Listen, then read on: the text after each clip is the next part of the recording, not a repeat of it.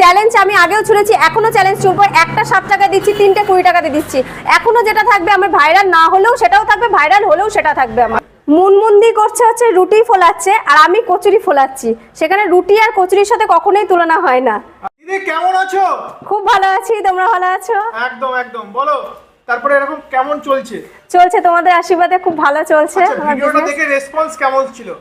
Response ভালো ছিল, কিন্তু কিছু কিছু কমেন্ট আসছে যে আমি নাকি পোড়া তেল ব্যবহার করি, এখানে পোড়া মানে মবিল যেটা বলা হচ্ছে, পোড়া মবিল ব্যবহার করছি, পোড়া কড়াই ব্যবহার। কমেন্টগুলো দেখেছো? হ্যাঁ, সব দেখেছি, আমি সব কিছু দেখছি। আবার এটাও বলা হচ্ছে যে আমি কাউকে দেখে কপি করছি, মানে ফোলানো ব্যাপারটা নিয়ে, রুটি ফোলানো নিয়ে, বিষয়টা নিয়ে এখানে এ হচ্ছে।